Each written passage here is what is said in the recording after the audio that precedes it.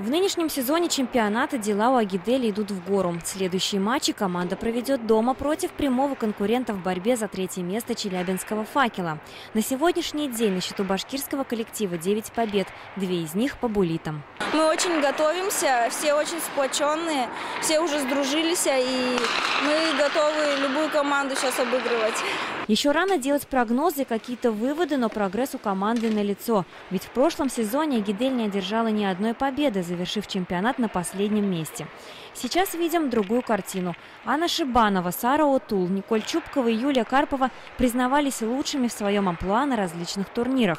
Победы команды вызвали интерес со стороны болельщиков. Пока у Агидели нет фан-сектора, но ожидается, что в ближайшем будущем болельщики объединятся и создадут его по численности не меньше, чем у Салавата Юлаева и Талпара. В прошлый сезон мы, как знаете, мы только собрались вообще в истории башкирского хоккея. Впервые в истории собралась женская команда по хоккею с шайбой. И работа показала наша, предсезонка хорошая прошла. Клуб помогает, и работа складывается, все нормально. Я думаю, в дальнейшем перспективы еще лучше будет. В межсезонье игровой состав Агидели претерпел изменения. Команда укрепилась рядом российских и иностранных игроков. Но основной костяк башкирского коллектива по-прежнему составляют местные воспитанницы.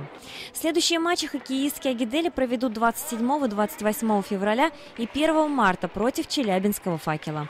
Все встречи пройдут на Уфа-арене. Юлия Мулюкова, Владислав Минязев и Павел Бызов. Башкирское спутниковое телевидение.